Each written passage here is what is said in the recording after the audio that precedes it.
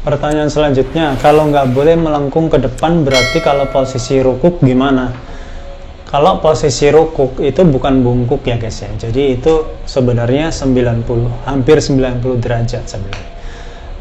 Jadi melengkung yang aku maksud itu sebenarnya bukan melengkung yang 90 derajat itu enggak.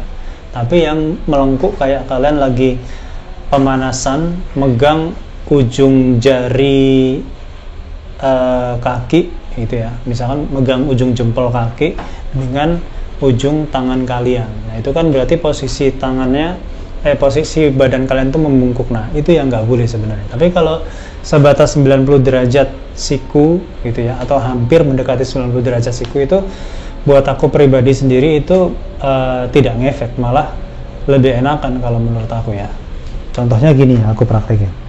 Kalau rukuk kan bukan melengkung ya guys, tapi sebenarnya lebih ke hampir siku gitu.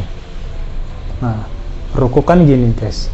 Nah, ini kalau menurut aku sendiri, buat aku pribadi ini nggak masalah, karena memang posisinya adalah hampir siku. Nah, ini justru malah membuat bagian belakang dari organ tubuh aku itu ketarik. Nah, itu nggak masalah kalau ini. Yang nggak boleh itu adalah kalau begini nih, sampai megang ujung jari jempol. Nah itu melengkung. Biasanya kalau penderita HNP, khususnya aku ya, itu efeknya walaupun yang udah sembuh kayak gini itu sedikit banyak terasa guys. Jadi itu kenapa aku sangat menghindari posisi badan melengkung ke depan. Itu adalah karena nggak pengen dapat efek tersebut gitu. Jadi kalau sekali lagi, kalau cuma sebatas hampir 90 derajat atau 90 derajat, apalagi tegak gitu, itu nggak masalah. Jadi kalau misalkan kalian merasa rukuk kalian itu masih belum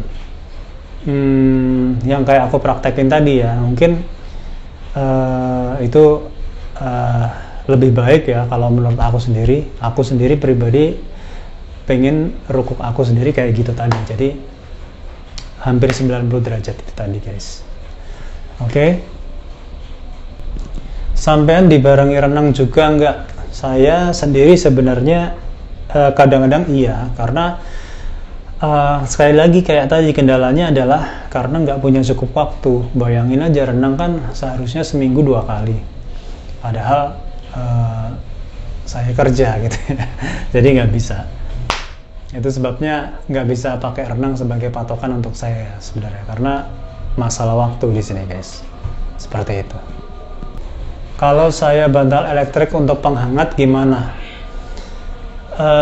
Sebenarnya kalau menggunakan bantal elektrik untuk penghangat, saya sendiri kalau yang spesifik gitu ya belum tahu, tapi kalau sekedar penghangat aja, alat yang seperti ini atau Dr. Q ini itu udah ada penghangatnya juga sebenarnya guys. Jadi bisa sambil membantu, kesimpulannya membantu proses penyembuhan kalau ada penghangatnya. Jadi sekali lagi, alat ini kan ada penghangatnya juga, apalagi kalau alat yang model kayak aku review juga di video sebelumnya, itu juga ada penghangatnya. Jadi penghangatnya yang saya pakai itu minimal ada 3 macam. Dr. Q ini, kemudian alat elektrik yang satunya, kemudian yang satu lagi adalah perminyakan lah, kurang lebih gitu, minyak yang hangat-hangat ya guys ya.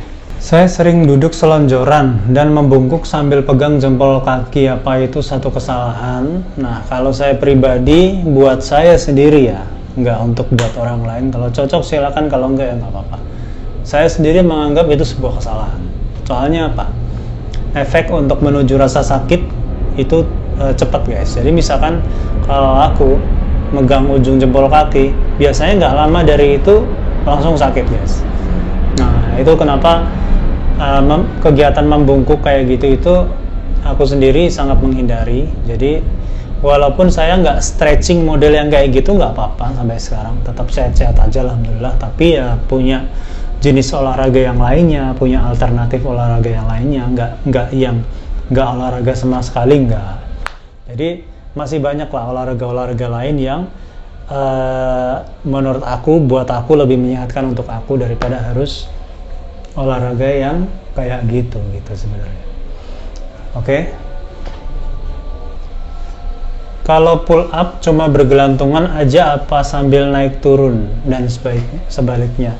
Sebenarnya kalau pull up yang aku saranin di sini adalah gelantungannya sebenarnya. Kalau naik turunnya itu sebenarnya variasi ya, untuk menambah massa otot kalian aja sebenarnya. Jadi sekali lagi, kalau misalkan untuk proses penyembuhan aku itu, kalau aku sendiri cuman gelantungan aja sebenarnya rekomendasinya. Kalau misalkan angkat-angkat gini naik turun itu sebenarnya variasi aja, biar apa namanya, sambil menyelam minum air lah gampangnya. Jadi sambil terapi kita juga dapat olahraganya gitu. Jadi jangan lupa setiap hari, kalau saya itu sebenarnya khususnya waktu ini ya, waktu terapi itu setiap hari, saya itu setiap hari 2 kali malah itu melakukan proses pemanasan dan pendinginan. Jadi gerakan-gerakannya kayak gimana udah ada di video yang lalu.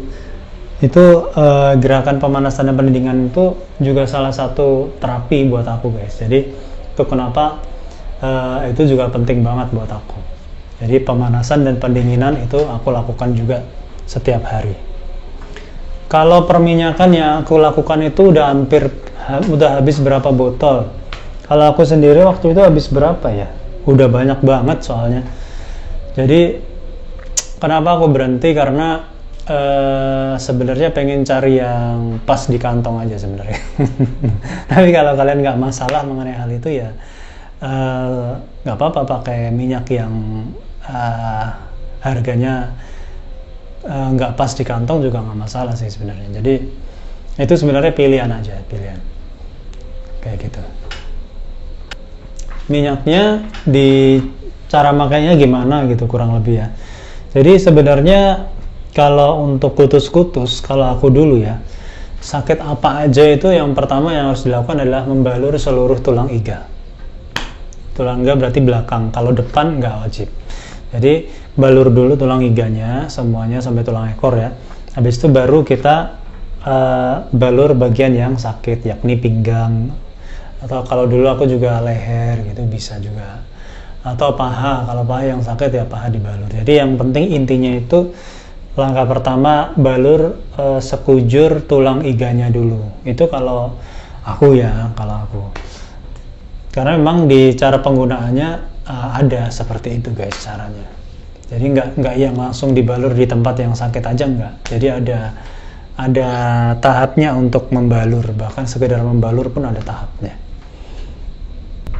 Sehari berapa kali dibalur? Sesuai dengan aturan pakai aja. Kalau di aturan pakai kan kalau nggak salah 2-3 kali sehari ya. Nah itu 2-3 kali sehari kalau aku dulu. Kalau misalkan apa namanya lebih sering gimana ya? Kalau menurut aku sendiri dulu aku nggak pernah sih lebih sering dari 3 kali sehari, karena balur 3 kali sehari aja itu udah nyempatin waktu gitu ya. Jadi itu sebenarnya 2-3 kali sehari, atau tergantung aturan pakai di kemasan ya, dibaca dulu aja guys. Setiap kali gelantungan sesudahnya kaki sampai betis terasa panas. Itu kenapa ya terasa panas? Kalau kemeng iya, kalau jadi setelah gelantungan itu ada rasa kemeng dari pinggang sampai ke betis lah kurang lebih. Tapi itu kalau buat aku sendiri nggak apa-apa, aku terusin. Lama-lama nggak kesemutan lagi seperti itu. Tapi kalau panas belum pernah ngalamin sih kalau sampai panas gitu guys.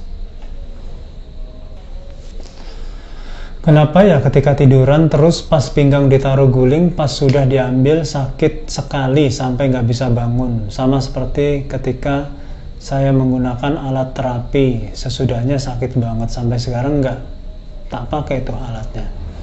Sebenarnya aku pun ngerasa gitu ya. Jadi pada saat naruh bantal di pinggang gitu ya, terus bangun-bangun gitu, itu biasanya sakit memang di pinggang. Tapi dengan sedikit stretching, jadi setelah kalian bangun itu jangan lupa langsung stretching gitu. Jadi nggak yang didiamin aja, nggak, tapi langsung stretching. Nah itu setelah stretching lebih enakan daripada nggak pakai ganjelan di pinggang. Jadi sekali lagi jangan lupa setelah kalian melakukan